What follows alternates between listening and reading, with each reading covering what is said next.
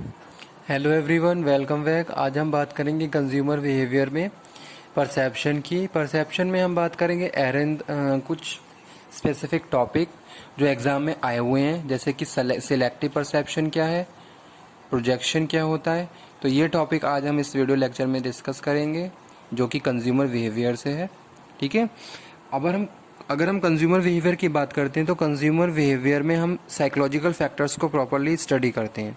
Psychological factors में हम बात कर रहे हैं किसकी, परसेप्शन की, कि कंज्यूमर का क्या परसेप्शन होता है किसी भी प्रोडक्ट के लिए, सर्विसेज के लिए, मार्केट के लिए, वो किस तरीके से अपने परसेप्शन को सेट कर रहा है और कौन कौन से ऐसे फैक्टर्स हैं जो उसको इन्फ्लुएंस करते हैं। तो वो हमें हेल्प करते हैं किसमें, to study in the consumer behaviour. Consumer behaviour में हम बात कर रहे हैं behaving of the consumer, means to say how consumer behave in a particular situation. ये सपोज यहाँ पे एक एग्जांपल कोट करूँ मैं, मार्केट से कंज्यूमर कोई भी प्रोडक्ट खरीदने जा रहा है।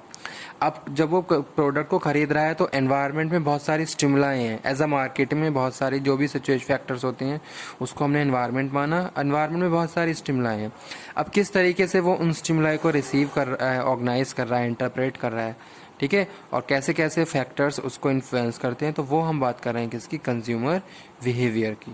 ठीक है। अब कंज्यूमर बिहेवियर में हम आज जो टॉपिक डिस्कस कर रहे हैं वो परसेप्शन का डिस्कस कर रहे हैं, कि कंज्यूमर का परसेप्शन क्या है, किस तरीके से उसके परसेप्शन को हम इन्फ्लुएंस कर सकते हैं, या फिर वो किस तरीके से मार्केट से एनवायरनमेंट को परसीव करता है और एक मीनिंगफुल स्टेटमेंट देता है। तो वो हम बात कर रहे हैं कंज्यूमर परसेप्शन। यस, यहाँ पे हम बात कर रहे हैं सिलेक्टिव परसेप्शन। सिलेक्टिव परसेप्शन में हम बात करें, it is a tendency to observe people selective and accordingly interpret based on their interest, background और एक्सपीरियंस एंड एटीट्यूड। ठीक है। यहाँ पे हमने बात करा क्या, सिलेक्टिव परसेप्शन। सिलेक्टिव परसेप्शन एक एरर की तरह काम करता है किसमें, कंज्यूमर परसेप्शन में। यहाँ पे हमने क्या बात करी, हम डिस्कस कर रहे हैं कि अगर कोई परसेप्शन, कोई भी कंज्यूमर है, कोई भी इंडिविजुअल है, अपना परसेप्शन सेट कर रहा है, तो वो परसेप्शन अगर सिलेक्टिव परसेप्शन है तो वो किसके हिसाब से कर रहा है, अपने इंटरेस्ट के हिसाब से कर रहा है। ठीक है। जैसे सपोज मैं कोई भी एनवायरनमेंट को परसीव कर रहा हूँ, अब उस इन्वायरमेंट को मैं अपने इंटरेस्ट के हिसाब से परसीव कर रहा हूँ, एक्चुअली में जो चीज़ें हैं वो परसीव नहीं कर पा रहा हूँ, तो ये एक एरर आ जाएगा मेरे परसेप्शन में। ये मेरा क्या है, selective perception, selective error perception है। क्यों? क्योंकि एनवायरनमेंट को मैंने एक्चुअली परसीव नहीं करा, मैंने अपने इंटरेस्ट के हिसाब से परसीव करा। जो मुझे अच्छा लगता है वैसा ही मैंने एनवायरनमेंट से परसीव करना शुरू कर दिया। ठीक है। तो वो यहाँ पे मैं बात कर रहा हूँ, जैसे कि एग्जांपल कोट करूँ कि कोई भी एक प्रोडक्शन मैनेजर है, वो हमेशा यही सोचता है कि मैं अपनी स्ट्रेंथ और स्ट्रेंथ के बारे में हमेशा सोचूं। तो अगर वो कोई भी ऑपरेशन, किसी भी उसकी फंक्शंस और किसी भी ऑपरेशन की बात करो, तो वहाँ पे हर चीज़ को इस तरीके से परसीव करता है कि वो अपनी स्ट्रेंथ को आइडेंटिफाई कर पाए। ठीक है। तो वो यहाँ पे हम बात करें, अब उसकी एक्सपेक्टेशन अपनी अपनी जो सुपरवाइजर है उससे भी यही है। उसे ऐसा लगता है अगर मैं ऐसा सोच रहा हूँ तो सुपरवाइजर भी इसी तरीके से काम कर रहे होंगे, लेकिन वो उसका क्या है, सिलेक्टिव एरर परसेप्शन है। जरूरी नहीं है कि आप इस तरीके से सारे एनवायरनमेंट को परसीव कर रहे हैं तो आपके सुपरवाइजर भी इसी तरीके से आप एनवायरनमेंट को परसीव कर रहे हैं। तो सबका परसेप्शन अलग अलग होता है, हो सकता है कुछ का ऐसा हो, लेकिन जरूरी नहीं है कि सबका एक जैसा ही हो। ठीक है। तो वो यहाँ पे मैं बात कर रहा हूँ selective perception, selective and accordingly interpret based on their interest, background, experience and attitude. जैसे कभी कभी ऐसा होता है हमारे सामने कोई इंसिडेंट हुआ और सेम फिर फ्यूचर में भी सेम उसी तरीके से कोई इंसिडेंट हुआ, तो जरूरी नहीं है जो पास्ट में जो हुआ था सेम वही फ्यूचर में भी उसका लास्ट जाके वही रिजल्ट हो। ठीक है। लेकिन हम क्या करते हैं, हम उन सारी चीज़ों को वैसे ही परसीव करना शुरू कर देते हैं और फाइनली लास्ट में जाके जो स्टेटमेंट बनाते हैं वो सेम उसी तरीके से बना देते हैं अपने पास्ट के एक्सपीरियंस के बेसिस पे। तो ये भी हमारा क्या है, एक सिलेक्टिव परसेप्शन है। ठीक है। और जो कि है एरर की तरह काम करता है हमारे परसेप्शन में। जरूरी नहीं है पास्ट में जो रिजल्ट आए सेम सिचुएशन फ्यूचर में हो और फ्यूचर में भी सेम रिजल्ट आए। ठीक है। तो वो बात हम कर रहे हैं।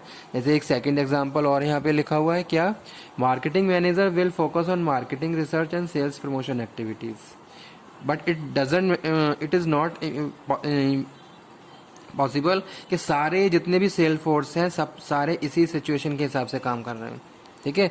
कुछ सेल्स फोर्स ऐसे भी हैं जो खाली बस जॉब कर रहे हैं पैसे के लिए, डजेंट मैटर कि सेल्स हो रही है, डिमांड आ रही है, सप्लाई हो रही है उस हिसाब से या नहीं हो रही है। ठीक है।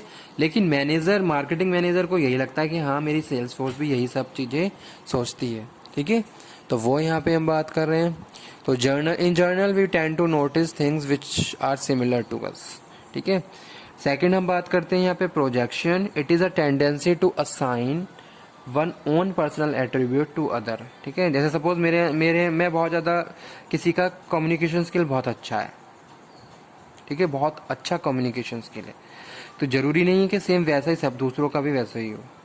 लेकिन अगर वो इस तरीके से परसेप्शन कर रहा है कि मेरे ग्रुप में जो लोग हैं उनका सबका कम्युनिकेशन स्किल, मैं एक लीडर हूँ, मेरे जो जितने भी फॉलोवर्स हैं सबका कम्युनिकेशन अच्छा है क्योंकि मेरा कम्युनिकेशन अच्छा है, तो ये जरूरी नहीं है।